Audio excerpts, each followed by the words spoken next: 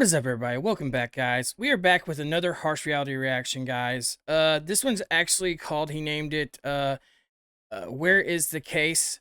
Who was trending that day before? Guys, so we're looking back at who was trending, maybe who was actually the killer, maybe who actually was sending messages.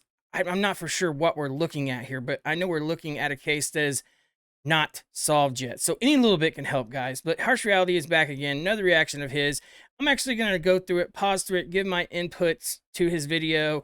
And if you guys haven't subscribed to Harsh Reality, go do that. So, guys, anyways, first, love yourself, like yourself, be nothing but yourself. Like and subscribe to the channel, it's hardly appreciated. Without further ado, guys, let's jump right into the video. Yeah. What I will say is, look, there's been some flack taken because of Jeremy. Because I keep saying that Jeremy's weird. And look, I'm not saying Jeremy's done anything. I'm not. But what I will say to people is, look, it's common knowledge that it's kind of what is seen a lot in cases, and especially these high-profile cases, that someone who is involved in it pushes themselves forward and gets in front of the camera at any opportunity that they can. And Jeremy has just sort of fell into that category as someone who has done that. If you're not familiar with the Holly Wells and Jessica Chapman murders, please go and have a look at it. Go and have a look at what happened in that case and who turned out to be the killer. And it's things like this that make Jeremy look suspicious. I'm not saying he is. I'm not saying he's done anything. And look.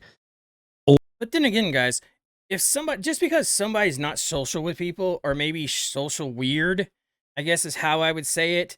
I'm sure you go to a store and you try to talk to someone, they have someone with them, and they're like jittering all over and doing stuff, but that doesn't mean that they're on drugs, does it?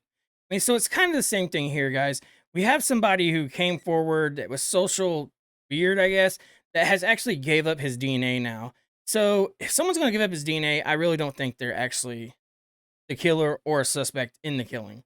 So yeah, I mean, so we're looking at things from different ways here, because the cop still does not have a knife, does not know who the murderer is, does not even have a lead to anything yet. They can't even get a hit on DNA. So what's it going to next? Them go driving around Idaho, Moscow, asking people for their DNA? That's just oblivious, guys. We shouldn't even have to do that stuff.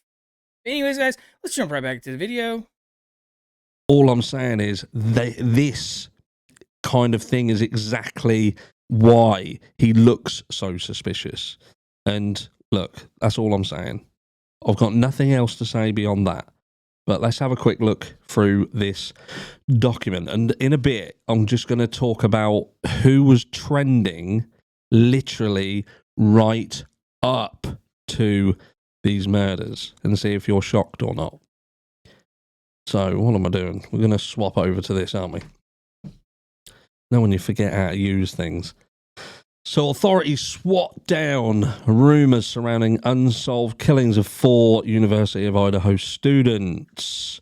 Authorities in a small Idaho city, I'm not going to read it word for word, we know where it was, that had not recorded a murder in years, since 2015, remember. The stabbing deaths in Moscow, home near the University of Idaho's main campus on November 13th, have been shrouded in agonizing mystery. Not just mystery, fucking confusion, and most of the confusion caused by law enforcement.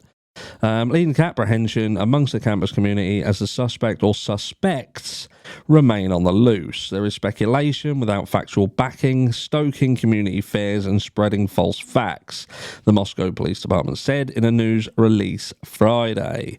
We encourage referencing official releases for accurate information and updated progress. Really? Hold on, I've just got to address this. So this report is saying that you've got to listen to the official reports that keep changing. There's not an official report on this. Like Harsh just said, they keep changing. You would think they would have some kind of thought who the killer was by now, but we don't even have that. None. So where are we supposed to go with this whole case? Is there actually going to be someone come forward with all this stuff and actually say something? Maybe the guy that had a mask on his face at the doorbell camera isn't even in jail. What about him? Instead, we're having people come forward with DNA. You had a guy who killed 4 innocent people with a knife, and there's absolutely nothing. I find that very hard to believe. And like Harsh said again, it seems like they're very wishy-washy, jumping back and forth to cases on this, and they're not focused on one case. Maybe we need to bring in more FBI on this case to figure this out. Because is this killer actually going to kill again? I mean, I believe this is a serial killer out there doing something, killing people. It's not his first kill. And he will kill again, in my opinion. But with that said, guys, let's jump right back to the video. There we go. Right, so back to it. Kaylee Madison, Xana, and Ethan were likely stabbed multiple times in their sleep mere days before Thanksgiving break. Police said the horrific deaths have rattled Moscow, a college town of some 25,000 people which hasn't recorded a single murder since 2015. Nearly 3 weeks on, police have not located the murder weapon nor made any arrests, but in an attempt to clear up false information that's been spreading about the case, Moscow police have debunked several theories in what they're calling rumour control. None of the victims in the quadruple homicide were tied and gagged, refuting online reports. A report of a skinned dog weeks before the killings is not connected with the case, according to police, and deceased animals left on the resident's property elsewhere were determined to be wildlife activity. That dog eat dog world, I'm guessing. Additionally, police noted the students' killings are not related to 2 other stabbing incidents in neighbouring states, Washington and Oregon, in 1999 and 2021, respectively, which may share similarities, but there does not appear to be any evidence to support these cases are related, according to their news release. We'll put a pin in that, and we'll probably be back onto this next week. See, and another question I have about this whole thing, guys, and I keep repeating this as well. The house was sought out by college students because the house was off campus. It was one of the best layout houses for parties as well. So there's a wooded area in the back. So is this something that the killer could have stalked them from? Because I've said it before too, there's absolutely was no blinds on the back doors of this house or the 3rd story. So if the back door was locked and it had a key code on it, a numeric code, and the other door that led upstairs to the 2nd floor was locked, so the survivors locked themselves in. So that's the reason why the killer supposedly didn't get into there. But the other 4 was brutally stabbed by one person. I just don't see that. I can't picture that. I just can't. I think there's 2 people into this, and that's my opinion.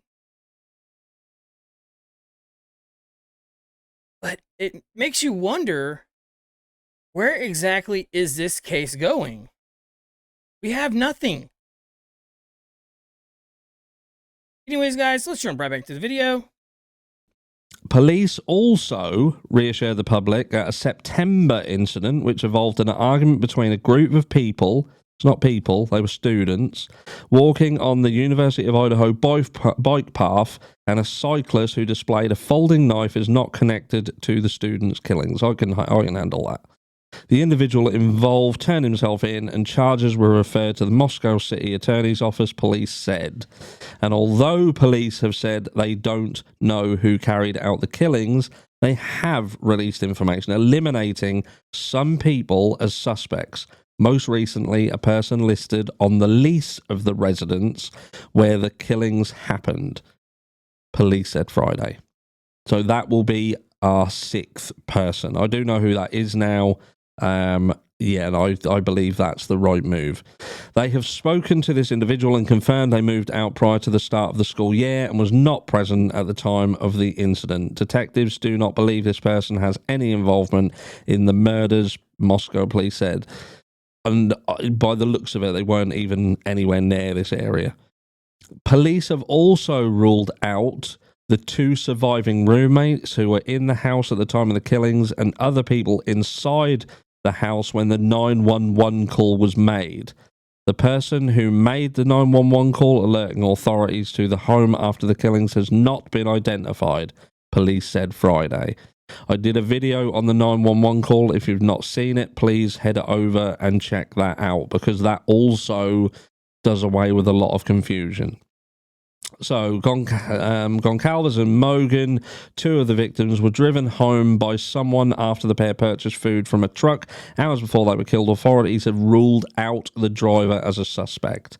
Additionally, a man seen in the surveillance video from the food truck visited by Goncalves and Mogan, and another man the pair called numerous times in the hours before their deaths, were also ruled out as suspects by police. So that may be tactical, perhaps. Who knows? I think we know who they're talking about there.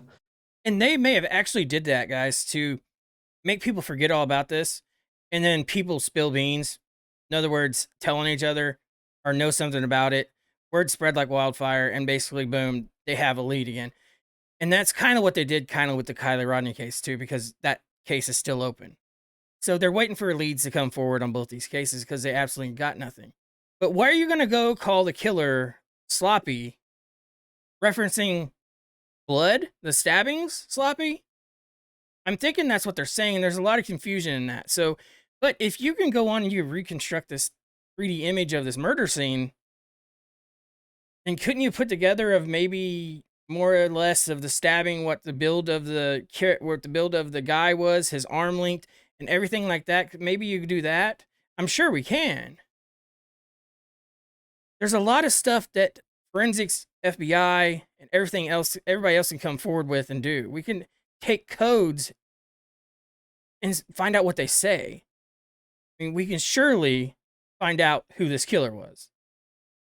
It's just crazy to me this killer's still out there. And probably not in the United States. Probably in a different country altogether by now. It's crazy, guys. Anyways, let's jump right back to the video. Conflicting information. It remains unclear how close authorities are to releasing information about a potential suspect. Have you clocked on who hasn't been mentioned yet? Only vetted information that does not hinder the investigation will be released to the public, Moscow police noted Friday.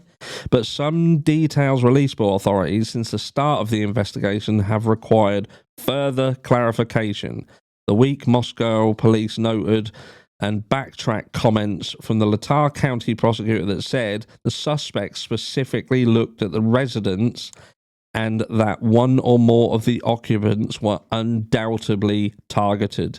Cited on Wednesday as a miscommunication between departments, Moscow police said detectives do not currently know if the residents or any occupants were specifically targeted. Now, bear with me. On Thursday, Moscow police attempted to clarify the key conflicting information once and for all. Right, here we go. We remain consistent in our belief that this was a targeted attack, but investigators have not concluded if the target was the residents or if it was the occupants, police said in a news release.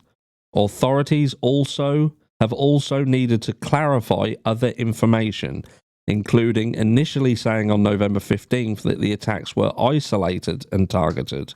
That did not put the community in imminent threat. The following day, Moscow Police Chief James Fry said police were not definitive in concluding the public was not at risk. So, how can the public not be at risk? There's a killer. There was 4 people brutally stabbed in Moscow, Idaho. Why is the public not at risk, guys? Is this because they want to move on to something different? I mean, that's possible and it's plausible. But why? In my opinion, there should still be a warning out, hey, lock your doors. I mean, that's common sense, but some people doesn't. That's what they raised up by, close by. Maybe they seen their parents or grandfather or grandparents may not lock their doors. They said these girls' doors wasn't locked. That's how we got in the back door. And again, guys, buy you a camera, a cheap camera, put up to both entry and exits of your home. That way you could at least record who's coming in your house. If you're asleep, sound alarms, and you're awake, hopefully. I mean, that can save a life. And if it doesn't, at least you know who it was, and the cops could actually put that person behind bars for life in general. That's what I'm going for, guys. Cameras, motion sensors. It saves lives. Anyways, guys, let's jump right back to the video. So, where does the investigation stand now? The evidence collected so far includes 113 pieces of physical evidence, about 4,000 photos of the crime scene, and several 3D scans of the home, Moscow police said on Thursday. Detectives have received testing and analysis of the crime scene evidence from Idaho State Police Forensic Services, and they will continue to receive the results of additional tests according to police. To protect the investigation's integrity, specific results will not be released, police said. So they've got something. Detectives also collected the contents of 3 dumpsters on the street where the house is located and seized 5 nearby vehicles to be processed for evidence, according to police. As for the murder weapon, believed to be a fixed blade knife, detectives contacted local businesses regarding the knife. In the days leading up to the killers, investigators are also relying on a trove of public tips, photos and videos of the nights the students died, including more than 260 digital submissions that people have submitted through an FBI form, police said. Authorities have processed more than 1,000 tips and conducted at least 150 interviews to advance the case. Further, multiple agencies and law enforcement personnel are investigating the homicides. More than 30 employees, including detectives, patrol officers, and support. But why didn't they lock down the trash cans in the beginning, guys? That didn't come until like 2 days afterwards, when they decided to search the area of trash cans. So that's 2 days, correct? So, I mean, it still may have been there, but do you really think he's going to throw a knife in the trash can? It happens, right? This guy absolutely left nothing behind. He's not a beginner. He's killed before. So this Jack that we're talking about coming and actually murdering them because of hate crimes or whatever else it would be, I don't believe that's true. It just doesn't happen. The person just doesn't get away with nothing, guys. There's something that they have found, and I hope there is, because hopefully they're not just keeping stuff from us. Or are they?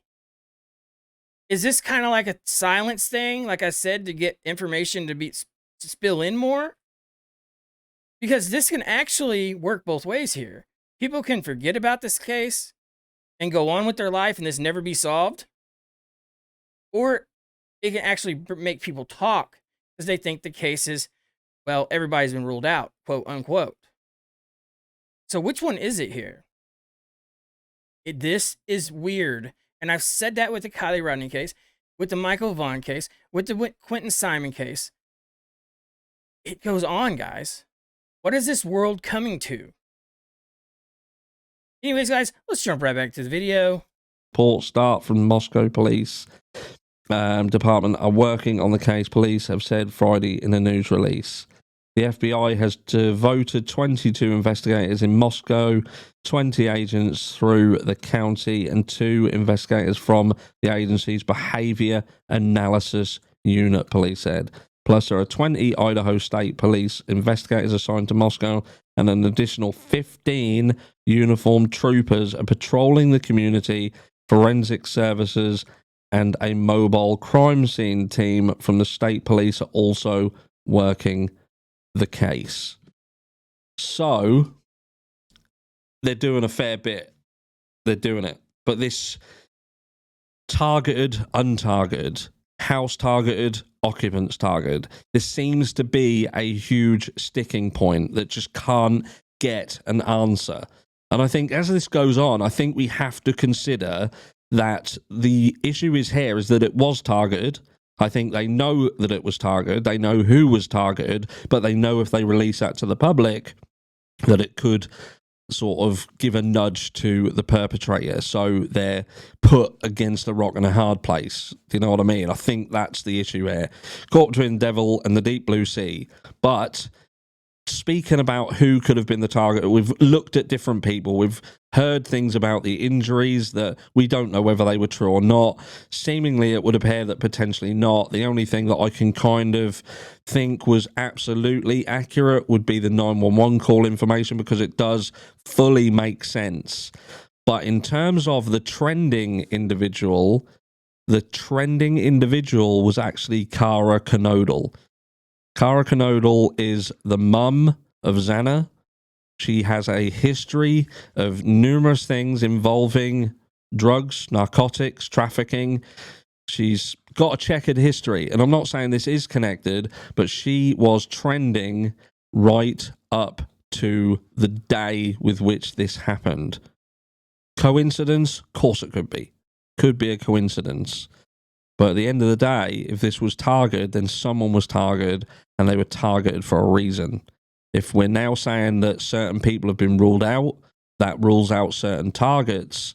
And at the moment, there's a massive great neon light above one of these girls' heads, and it could be completely wrong. Could be completely wrong. So there you have it, guys. What Harsh is saying here is the mom trending, could it have had something to do with their deaths? What she's actually involved in, could it have fell over to her daughters? So, but my question is this.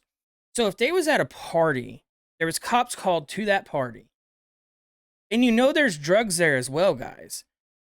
It kind of makes sense here, because is the mom tied in with all this other stuff that, well, caused her daughter's death? And it could be. Now, am I speculating on that? I am speculating on that, because this case has absolutely no leads, guys. But that's what Harsh is saying, is the mom, what she's involved in, could it had something to do with the killing as well. And plus, on top of that, guys, they lived in a vicinity of drugs. That's what was around them. Even the taxi driver confirmed that. But we have no killers. We have nobody as suspects. Instead, we have people coming forward with DNA. Doesn't set right with me, guys. Cameras, guys. Camera saves lives. Anyways, guys, I'm going to jump off of here. But hey, first, love yourself, like yourself, be nothing but yourself. Like and subscribe to the channel. It's highly appreciated. Thank you, guys. Your boy Deuce is out. Thank you, guys. Have a good one.